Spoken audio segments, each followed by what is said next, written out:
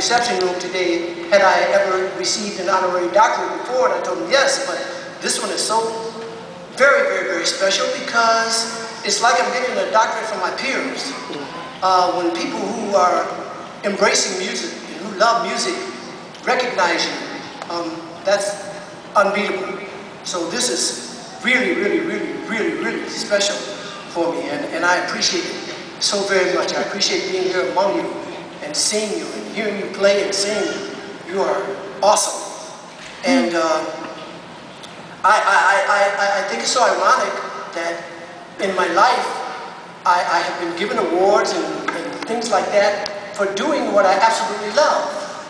I mean, I grew up in the hood in Detroit, and my wildest dream was to be in show business, something that I thought was absolutely never going to happen because of where I grew up.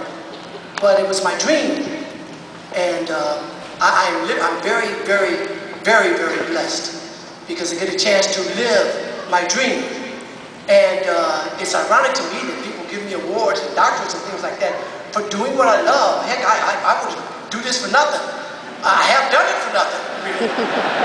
And it's so ironic that it's happening like this, but it is. And I want to say to you, first of all, never ever give up on your dreams, because your dreams are you. They're what you really want for yourself.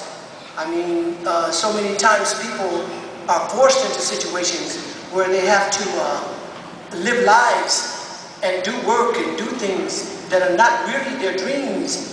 And I assure you that when you live your dream, when you get a chance to earn your living your dream, you cannot beat that. So if it happens for you, embrace that with your entire being. It's a wonderful life.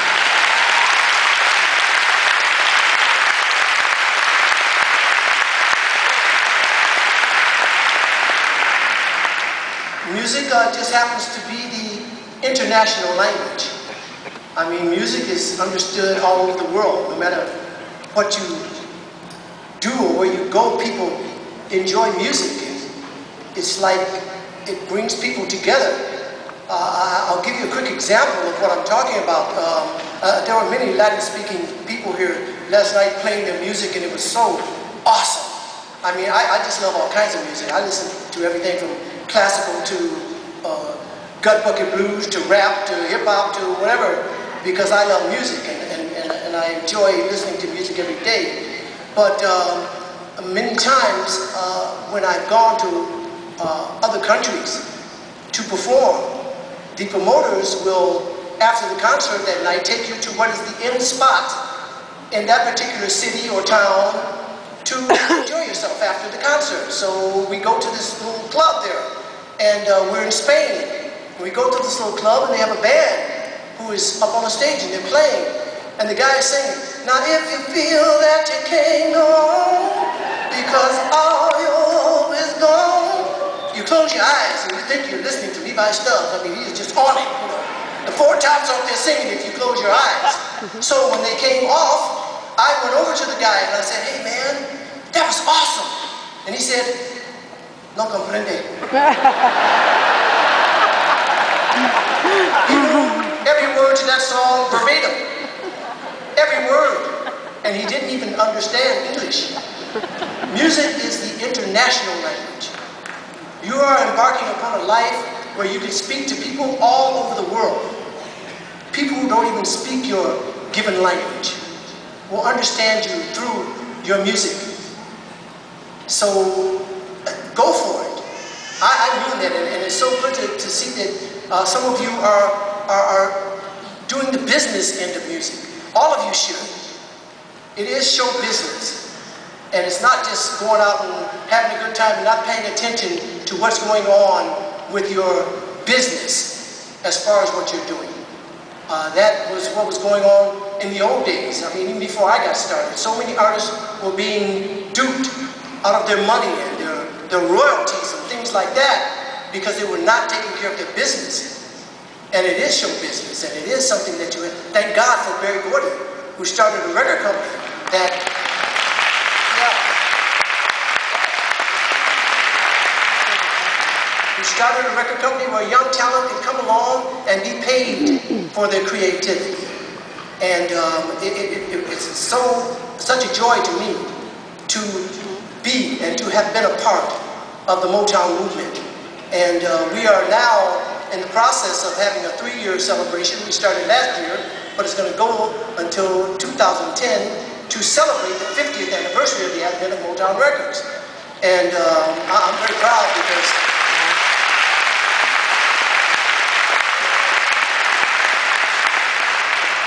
we started it about 15 years or so before I was born. And no, I was there on the very first day. I grew up in Motown, and it has been a wonderful life experience. And for those of you who are embarking upon being artists in this business, I go and I speak everywhere. I speak many, many places all the time. And when I speak to young people who are thinking about being in show business and thinking about what that means, I want to say to you, first of all, never ever get full of yourself. Never ever think that you're it. Because if anything, you're blessed. You're getting a chance to live a life, like I said earlier, that you love. I don't trip on Smokey Robinson. I'm just a very blessed man who is getting a chance to live a life that I love. Creativity is a blessing. It's something, it's a gift to you from God that you have that's special for you. God gives everybody gifts. Some people never find out what their gifts are. Some people never know what their gifts are. But you do. You know what your gift is. You're gifted with the love of music and with the ability to write it, and to play it, and to perform it. So don't ever get to the point where you think that... I have a story that I made up that I tell young people about show business. I call it the story of Oobla. Oobla was a man who was a member of the very first tribe of people on earth. The very first people on earth. And in his little gathering, in his village, or wherever it was, men have always imitated the animals. We imitate the animals when we dance, and we sing, and we do all those things like that, like the animals do. We sing like the birds, we dance, and we make movements, and some people, people have been known throughout history to wear feathers and things like that, like the animals, so we have imitated them.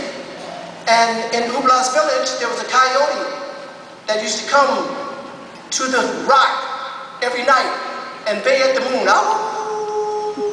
Ow! And all the villagers would come out to see the coyote bay at the moon. One night, the coyote did not show up. Oobla was waiting there. The coyote did not show up, so Oobla got up on the rock and he started to bay at the moon. Ow! Ow! And the people recognized the fact that it didn't sound like the regular coyote. So they all came out to see who was baying at the moon. It was Oobla up on the rock. When Oobla finished baying at the moon, he didn't see them. And he looked down, and there they were. And they looked up at him and said, that was the beginning of show business.